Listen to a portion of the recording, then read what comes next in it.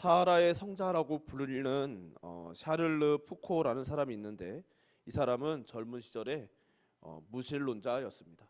프랑스 귀족이었고 무신론자였던 그는 무신론자이던 시절에 모로코를 탐험하다가 무슬림들, 그러니까 이슬람교도들의 신앙에 충격을 받습니다. 그리고 하나님께서 정말 살아계신지 알고자 탐구하다가 하나님을 경험하고 수도 생활과 또 정원지기 생활, 그리고 사하라의 부족들과 함께 살다가 순교하였습니다. 생전에 그는 하나님을 믿는 그리스도인들에게 가장 어려운 것은 하나님을 믿는 것이라는 말을 남긴 바 있죠. 가만히 생각해 보면 과연 그러합니다. 우리는 완전히 불신하진 않지만 그렇다고 전적으로 신뢰하지 못하는 순간들이 있기 때문이죠.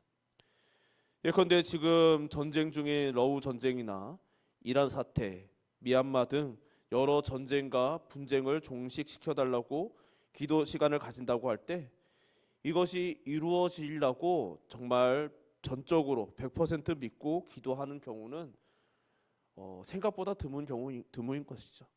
또한 우리나라가, 저도 이제 오랫동안 기도 제목 중에 하나인데, 이 나라가 남과 북이 통일이 되기를 소망하며 기도하는 이들이 많지만 또 이때입니까라고 느끼는 순간들이 몇 번 있었지만은, 그러나 그 세월이 벌써 70년이 넘어가고 이런 기나긴 세월 동안 기대하다가 꺾이고 이런 것들이 반복됨으로 인해서 그런 경험 때문에 기도하지만 내가 살아있는 날 동안은 안 될 수도 있다라는, 어쩌면은 어떤 불신 혹은 기대하지 않음, 꺾인 기대감, 이런 것들이 우리에게 항상 있는 것이죠.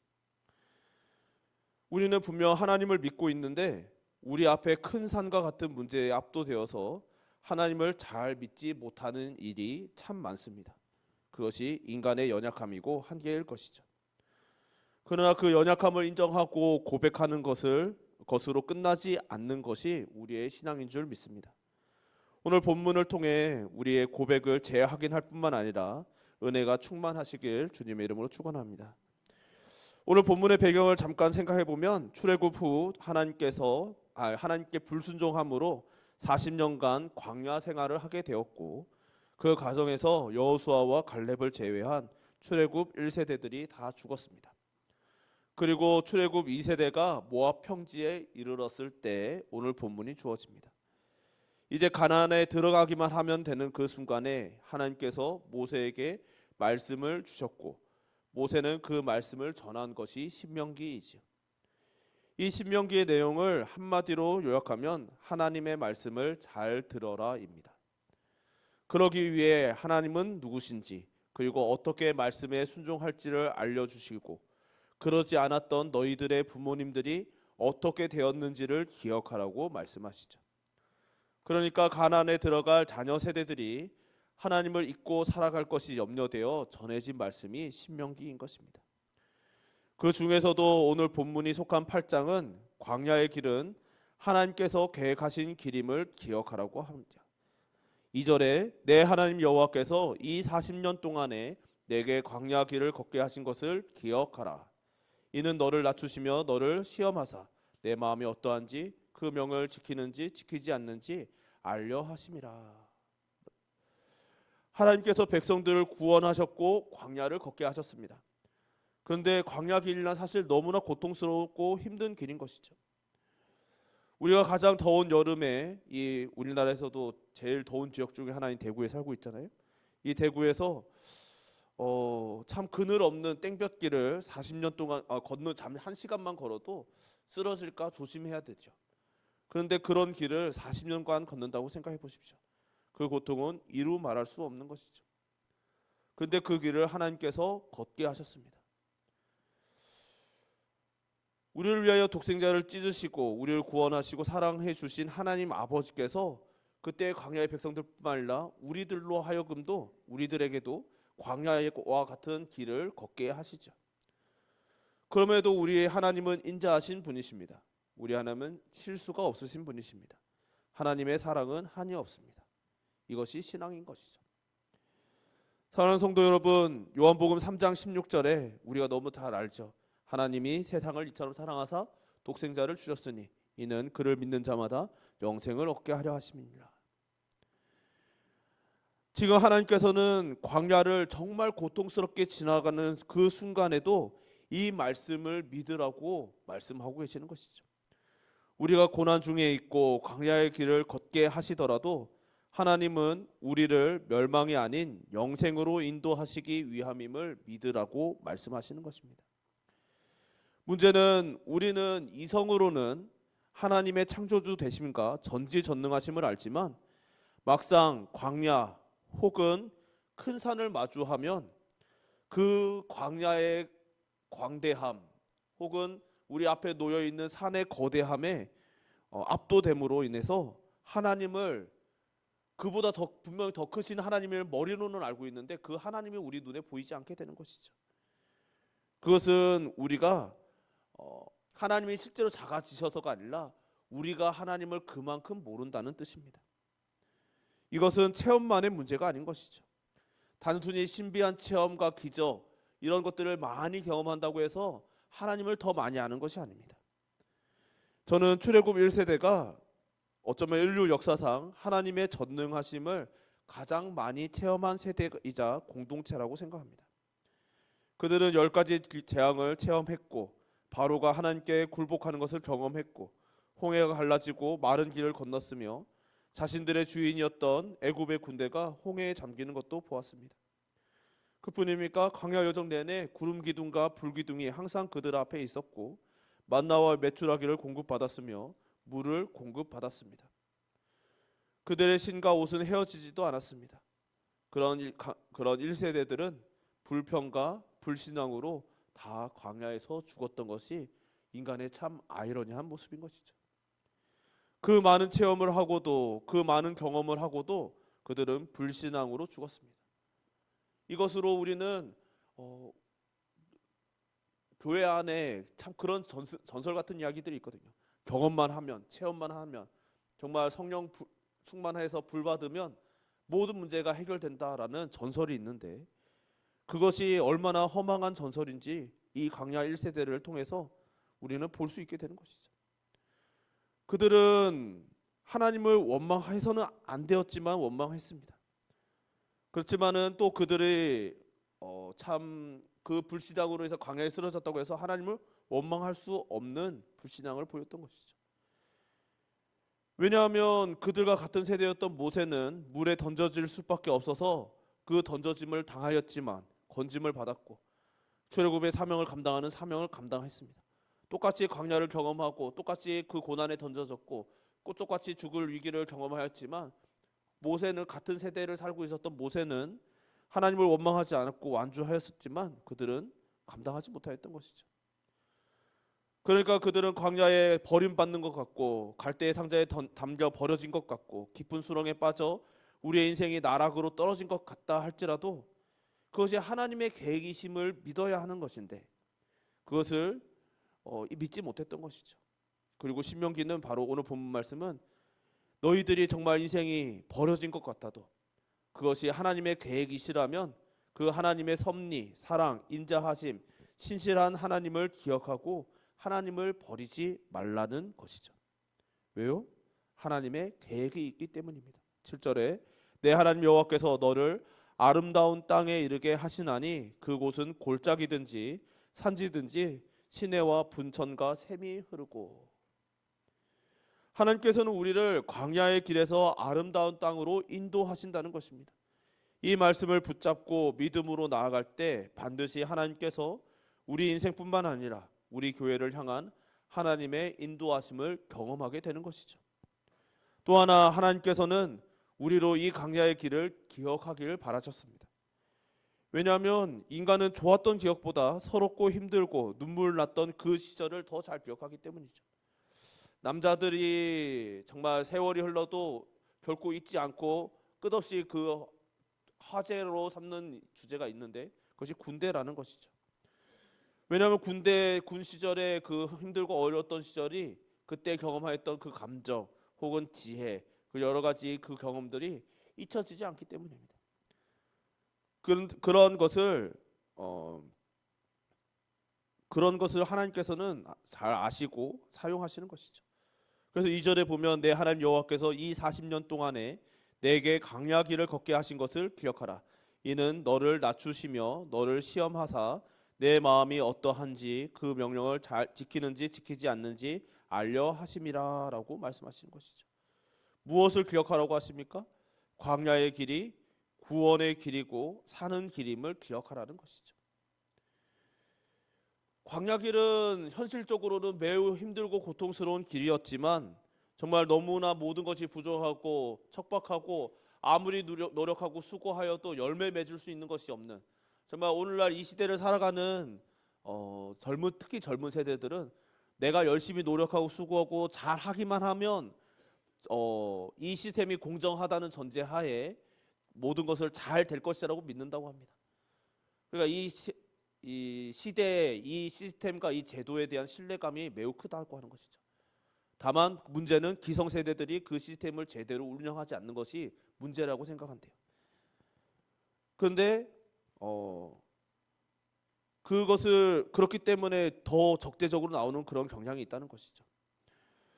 근데 그 신뢰 때문에 그래서 더 뭐랄까 보수적이고 이전에 이런 시스템을 좀 더 선명하게 공정하게 공평하게 운영되는 것을 되게 강조하는 것이죠. 그럼으로써 그들이 원한 것이 무엇인가, 그런 것을 통하여서 자신들이 원하는 꿈꾸는 것, 성취가 이루어지기를, 자신들의 노력과 수고가 헛되지 않기를 바라는 것이죠. 근데 그것과는 대조적으로 광야라는 것은 현실 우리 기성세대를 포함하여서 인생을 경험하다 보면 사실 이 세상은 그렇게 완전돼서 내가 노력하고 수고하면 정말 누가 수탈하거나 불공정하게 행동하지 않으면 풍성히 충분히 먹고 살 수 있는 옥토가 아니라는 것을 우리는 알게 되는 것이죠. 사실 세상 사람들은 혹은 젊은 세대들은 혹은 어떤 이들은 이 시대가 정말 이 세상이 옥토이기 때문에 우리가 열심히 하면 그 수고한 것을 빼앗기지만 않으면 잘 먹고 잘 산다고 생각하지만 우리는 이 땅이 사실 광야라는 것을 아는 것이죠. 그러니 이 광야에서 아무리 노력하고 수고하여도 그것이 좌절되는 것을 경험할 수밖에 없음을 알아야만 하는 것입니다. 그리고 하나님께서 이 광야길을 걷는 그 백성들에게, 하나님의 자녀들에게 이 광야길을 통하여서 너희들의 너희들을 먹이고 살리고 인도하고 이끄는 그 모든 여정은, 너희들의 인생은 내가 너희들을 먹이고 입히고 이끄는 것임을 기억하라고 말씀하시는 것이죠. 그리고 그 길 끝에 무엇이 있는지를 또한 기억하라는 것입니다. 그저 이 험난하고 고통스러운 이 광야길이 평생 지속되고 영원히 지속된다면 사실 이 광야길은 영원한 지옥과도 같을 수 있죠. 근데 하나님께서는 무엇이라고 말씀하십니까? 이 길 끝에는 반드시 젖과 꿀이 흐르는 가나안 땅이 있다는 것이죠. 정말 이 길은 죽음의 길이 아니라 너희들의 눈에 보이기에는 정말 모든 것이 척박하여서 정말 애굽 자신들의 노예로 생활할 수밖에 없었던, 노예로 살아야만 했던 애굽이 생각날 정도로 너무나 척박하지만, 그러나 이 길은 죽음의 길이 아니라 생명의 길이라는 것이죠. 우리 앞에 큰 산도 죽음의 산이 아니라 우리를 살리는 생명의 산, 은혜의 산인 것입니다. 간절히 바라기는 모든 믿음의 여정을 걷는 저와 여러분 우리 모두가 스스로를 향해서나 서로를 향해서나 같은 이 길은 생명의 길, 우리가 사는 길이라고 고백하며 서로 권면하며 완주할 수 있으시기를 주님의 이름으로 축원합니다. 실제로 고난은 또 우리를 하여금 겸손케 하는 능력이 있죠. 고난이 없으면 모든 사람은 결국 자신을 자랑하게 됩니다. 그러니까 젊은 이들을 겸손케 하는 것은 고난이라는 이야기가 있다고 하더라고요. 그러니까 정말 혈기왕성하여서 젊을 때는 내가 열심히 하면 노력하면 그래서 잘하면 정말 무엇이든지 이룰 수 있고 성취할 수 있을 것만 같지만, 그러나 인생을 경험하고 내가 계획한 대로 되지 않는구나, 나보다 더 강한 자가 있고 정말 이 세상은 변수가 너무 많고 내가 열심히 하여도 이것이 언제든지 무너질 수 있는, 계획은 무너지지 않을 때까지만 계획이라는 그런 이야기들이 정말 현실이구나라는 것을 깨달음으로써 노인의 지혜를 얻어간다는 것이죠. 그러니까 이 고난이라는 것은 하나님께서 우리에게 고난을 허락하시는 것은 그것이 우리 인간의 본성이기 때문에 그냥 고난으로 우리가 눌려지고 정말 그 눌림이 우리에게 때론 너무 고통스럽고 내가 왜 이렇게 눌림을 당해야 됩니까? 왜 내가 이런 어려움을 겪어야 됩니까? 이런 수치를 당하고 모멸을 당하고 이 고통을 겪어야 합니까? 라는 원망과 정말 고통스러운 절규가 나오게 되는 것이라 할지라도 이 고난이 없으면 결국 인간은 자신을 사랑하고 자신을 신뢰하게 되기 때문에 고난을 주시는 것이죠. 이것은 우리가 경건 생활을 아무리 열심히 한다고 해결할 수 없는 문제입니다. 인간의 교만은 내가 성경을 많이 읽고 기도를 열심히 하고 찬양을 많이 외우고 많이 부를 줄 안다고 해서 해결할 수 있는 문제가 아닌 것이죠. 그것을 우리는 수많은 성경의 역사와 교회의 역사 그리고 우리들 각자의 삶을 통해서 수없이 경험하였던 바인 것입니다. 그렇게 우리는 하나님의 선하심과 그 크신 계획, 우리를 죽이는 것이 아니라 영생으로 인도하시는 하나님의 계획을 믿고 우리에게 허락된 길을 나아가야만 하는 것이죠. 그 모범을 우리 주님께서도 앞서 먼저 보여주신 바 있지 않습니까? 우리 주님께서 잡히시고 끌려가사 신문 받으시며 조롱과 채찍질을 당하시고 십자가에 달리시는 것, 말하실 수 없으셔서 무능력하셔서 순환을 당하시며 고난을 십자가에 달리셨을까요? 아닌 것이죠. 하나님의 뜻과 계획 앞에 겸손히 순종하심으로 십자가에 달리셨던 것이죠. 그것에 하나님의 선하신 뜻이 있고 이 십자가가 이 고난이 예수님의 그 결론이 아님을 아셨기 때문에 신뢰하셨기 때문에 우리에게 앞서 모범을 보이사 순종하시되 끝까지 순종하시고 사랑하실 때 끝까지 사랑하셨던 것이죠. 그렇게 우리에게 주어지는 광야의 길 또한 하나님께서 우리를 위해 계획하신 길이고 기억하게 하시는 길이고 연단의 길임을 믿으시기 바랍니다. 뿐만 아니라 우리의 광야의 길은 은혜를 경험하는 길이기도 합니다. 3절과 4절에 너를 낮추시며 너를 줄이게 하시며 또 너도 알지 못하며 내 조상들도 알지 못하던 만나를 내게 먹이신 것은 사람이 떡으로만 사는 것이 아니요 여호와 입에서 나오는 모든 말씀으로 사는 줄을 내가 알게 하려 하심이니라. 이 40년 동안에 내 의복이 헤어지지 아니하였고 내 발이 부르트지 아니하였느니라. 아멘. 이 출애굽 당시 이 이스라엘 백성들의 숫자가 정확한 숫자는 알 수 없지만 대략 200만 명 정도일 것이라고 추정합니다. 그 200만 명에 이르는 인원들이 40년간 험한 광야 생활을 하였는데 사실 그들의 생존 자체가 하나님의 능력이며 은혜였던 것이죠. 사실 그 광야, 여러분 광야란 땅이 완전한 사막은 아니지만 그렇다고 풍요로울 수가 없는 땅이거든요. 200만 명이라는 숫자를 인구를 부양할 능력이 조금도 없는 땅입니다. 근데 그런 땅에서 40년 동안 200만 명이 먹고 마시고 살았는데 그들이 부족하지 않았습니다. 먹고 마시고 살 수 있었고 그들이 굶주려 죽지 않았고 그들의 걸치고 있는 옷, 신발, 그들의 모든 생필품이 헤어지거나 망가지거나 사라지지 없었다는 것이죠. 그것이 부족한 적이 없었다는 것이죠. 정말 그들의 생존 자체가 그들이 40년 동안 그 땅을 그들은 고통 중에 살았지만 생존한 것 자체가 하나님의 능력이며 은혜였던 것이죠. 동시에 우리에게도 동일한 것입니다. 우리가 이 땅에서 삶이 아무리 고통스럽고 고난스러워도 광야 자체라고 할지라도 이 광야 여정 속에서 이 광야와 같은 이 세상에서 우리가 지금까지 살아있는 것 자체가 교회가 지금도 여전히 존재하는 것 자체가 정말 하나님께서 살아계신 증거이며 하나님의 역사인 것이죠. 그리고 이 길을 통해 우리는 하나님을 알아가며 더 선명하게 우리의 믿음이 더욱더 견고해지는 정말 우리에게 보여주시는 그 비전이 더욱더 선명해져 가는 것을 깨닫게 되는 것이죠. 그리고 광야의 길은 우리가 바라봐야 할 것을 그렇게 뚜렷하게 볼 수 있게 하는 것입니다. 7절과 10절에 젖과 꿀이 흐르는 길 가나안 땅은 이 광야 길을 통과할 때에 약속된 땅입니다. 지금 이스라엘 백성들은 약속의 땅 바로 앞에서 여호와의 율법을 듣고 광야의 길을 경험하고 있습니다. 이 광야의 길을 통과할 때 그 약속의 땅을 가게 되는 것이죠. 이 길을 광야의 길을 걷고 있는 이들에게 알려주고 계신 것입니다. 이 길을 지나면 약속의 땅이 있다. 아브라함과 이삭과 야곱에게 약속하신 그 언약의 땅이 있다. 오늘 함께 읽지는 않았지만 15절과 16절을 보시면 너를 인도하여 그 광대하고 위험한 광야 곧 불뱀과 전갈이 있고 물이 없는 간조한 땅을 지나게 하셨으며 또 너를 위하여 단단한 반석에서 물을 내셨으며 내 조상들도 알지 못하던 만나를 광야에서 내게 먹이셨나니 이는 다 너를 낮추시며 너를 시험하사 마침내 내게 복을 주려 하심이었느니라. 아멘. 마침내 내게 복을 주려 하심이었느니라.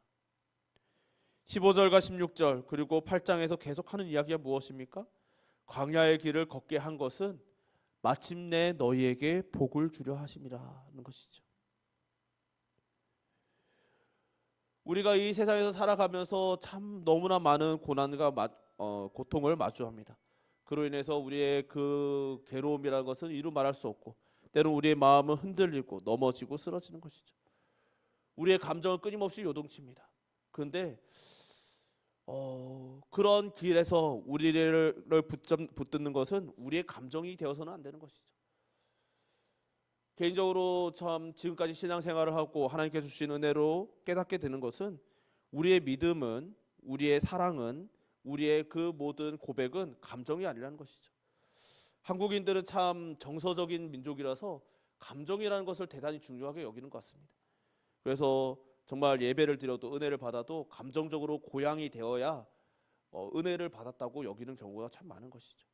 사랑을 할 때에도 항상 긍정적인 감정이 들어야만 내가 사랑을 하고 있거나 혹은 사랑을 받고 있다고 여깁니다. 그렇지만은 성경은 그렇게 말씀하지 않으시는 거예요. 너희들이 아무리 고통스럽고 너희 마음에 슬픔이 가득하고 괴로워도 내가 너희들을 사랑하는 것은 변하지 않는다라고 말씀하시죠.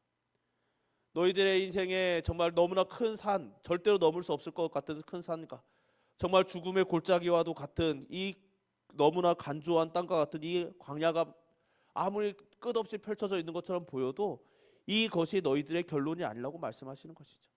너희들에겐 분명히 약속의 땅이 예비되어 있고 내가 너희들을 반드시 이 사망의 골짜기와 같은 죽음의 골짜기 같은 이 땅을 반드시 지나게 할 것이고 이 길 끝에는 반드시 영생, 너희들에게 내가 약속하는 하나님의 나라, 영원한 약속의 땅이 있다라고 끊임없이 들려주시는 역사가 성경의 역사인 것이고 우리 주님께서 이 땅에 오셔서 우리에게 들려주신 이야기인 것이고 약속하신 것이고 우리가 믿고 바라보는 비전인 것이죠.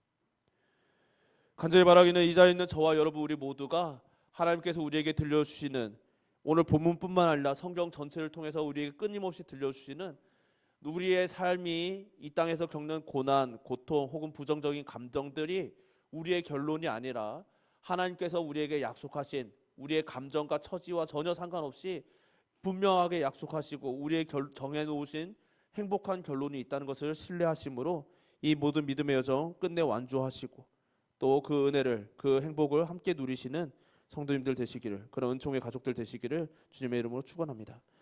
우리 말씀 기억하면서 우리 찬양 한 곡 부르고 기도했으면 좋겠습니다. 우리 아무것도 두려워 말라. 우리 가사를 생각하면서 또 말씀을 생각하면서 함께 찬양합시다.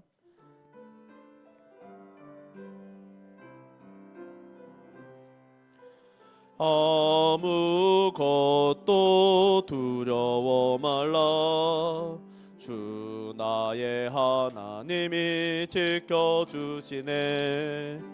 놀라지 마라. 겁내지 마라. 주님 나를 지켜주시네. 아무것도 두려워 말라. 아무것도 두려워 말라. 주 나의 하나님이 지켜주시네. 놀라지 마라. 겁내지 마라. 주님 나를 지켜주시네. 내 맘이 힘에 겨워 지칠지라도 주님 나를 지켜주시네. 세상의 험한 풍파 몰아칠 때도 주님 나를 지켜주시네.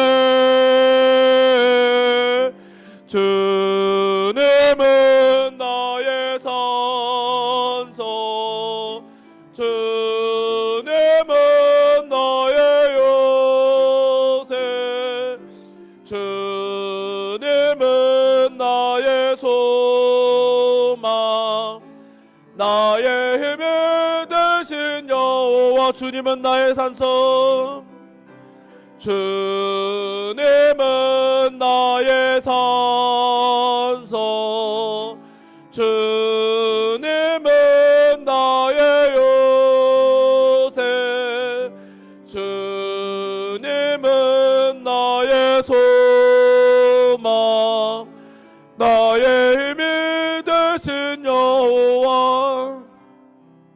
우리 지금 함께 기도합시다. 기도하실 때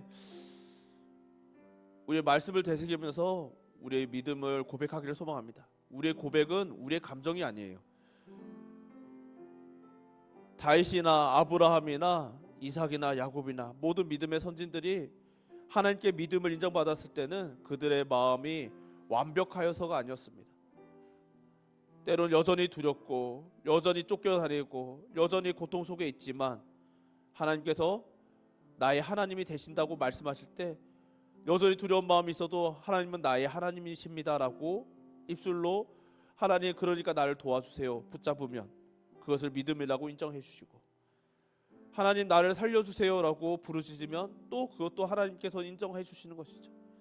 그러니까 우리가 감정이 우리가 생각하는 완벽한 상태, 우리의 처지와 형편이 완벽한 상태에 있을 때 우리의 믿음이 탁월한 것이 아니라 우리가 감정적으로 요동치고 무너지고 주저앉아도 내가 하나님을 바라보고 있으면, 하나님 나 이대로 죽을 것 같아요 라고 붙잡고 있으면 하나님께서는 너희들의 믿음을 내가 보았다라고 말씀해 주신다는 것이죠. 오늘 우리가 이 사실을 믿음으로 신뢰하면 좋겠습니다. 하나님께서 이 신명기를 통하여 가나안 2세대들에게, 출애굽 2세대들에게 말씀하시기를 너희들 완벽한 상태를 유지해라가 아니라 나를 바라보아라, 나를 기억해라, 항상 나를 기억하고 나를 붙잡아라, 나의 길을 따라와라 라고 들려주셨던 것을 기억하며 우리에게도 동일하게 말씀하시기를 너희들은 나를 기억하고 나를 따라와라, 내가 너희들에게 보여주는 이 광야 길을 따라와라, 이 말씀을 기억하며 하나님 우리는 갈 수 없을 것만 같지만 하나님을 붙잡습니다. 하나님께서 나의 인도자이시고 나의 산성이시고 나의 요새이시고 나의 소망이심을, 우리의 소망이심을 고백하며 이 길을 완주하기를 간절히 소망하고 간구하오니 우리 이 믿음 지켜주시고 이 믿음의 여정 완주하게 하여 달라고 우리 믿음을 함께 고백하고 하나님 앞에 다짐하며 주님 앞에 간절히 간구하도록 붙잡고 나아가도록 하겠습니다. 주여 한번 부르고 기도합시다. 주여, 주여, 아버지께서 우리를 불러주시다. 내가 너희들의 아버지다. 내가 너희들을 사랑하는 아버지다. 내가 너희들을 결코 주여 너희들에게 전과를 주는 자가 아니라 독사를 주는 자가 아니라 너희들에게 생명의 떡을 주고 내가 너희들에게 물을 주고 주여 먹을 것과 마실 것 너희들에게 살 길을 열어주시는 아버지시라고 우리에게 들려주시며, 그러니 너희들은 나를 믿으라고, 나를 기억하라고, 너희들에게 완벽한 상태, 절대로 흔들리지 않고 절대로 무너지지 않고 절대로 하나님 아버지 패배하지 않는 그런 완전 무결한 무적의 초인을 요구하시는 것이 아니라 정말 때로는 너희들이 무너지고 주저앉아도 좋고 낙심하여도 좋고 때로는 무너지고 좌절스러운 죄인이어도 좋으니 너희들은 나를 기억하거라, 내가 너희들의 아버지임을, 내가 너희들의 여호와임을 기억하고 나를 붙잡고 주여 고통스러운 순간에 하나님 나를 도와주세요, 나를 붙잡아주세요, 나를 살려주세요, 나의 산성이 되어주세요, 나의 소망이 되어주세요 외치면 하나님께서 언제나 내가 그렇게 되어주겠노라고 말씀하시는 그 하나님을 언제나 신뢰하게 하시고 우리들의 감정과 상관없이 처지와 상관없이 우리의 형편과 상관없이 언제나 주 여호와를 찬양하며 여호와의 이름을 부르며 주 하나님 아버지 우리의 감정도 주님 앞에 토로하며 주님과 함께 동행하는 주의 백성 되게 하여 주옵소서.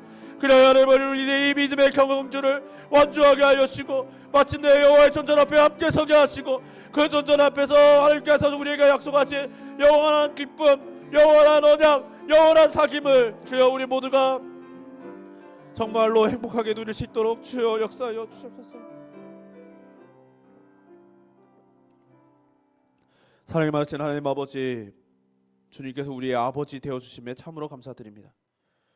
주님께서 우리에게 너무나 한이 없는 은혜를 주사 어떠한 자격도 없고 어떠한 가능성도 없는 저희들을 그저 사랑하여 주시고 우리에게 요구하시기를 너희들은 내가 너희들을 선택했으니까 완전 무결한 초인이 되라고 말씀하지 않으시고 언제나 나를 기억하라고 말씀하심을 감사드립니다. 우리들이 이 사실을 믿음으로 언제나 우리의 처지와 형편과 상관없이 우리의 요동치는 감정과도 상관없이 오직 하나님의 이름을 부르며 주의 이름을 붙잡으며 하나님께 우리를 언제나 솔직하게 아뢰므로 하나님으로부터 시선을 돌리지 않는 자 되게 하여 주시고 우리가 바라보는 곳 그 비전이 항상 선명하게 날이 갈수록 더욱더 선명하게 여호와의 존전 정말 그 하나님 앞에 될 수 있도록 우리들의 마음과 생각을 지켜 주시옵소서. 우리는 할 수 없으나 주님께서 우리의 인도자 되어 주심으로 가능한 줄 믿고 우리들이 영원히 찬양 올려드리며 간절히 이 길을 완주하기를 간절히 소망하오며 예수님 이름으로 기도드립니다. 아멘.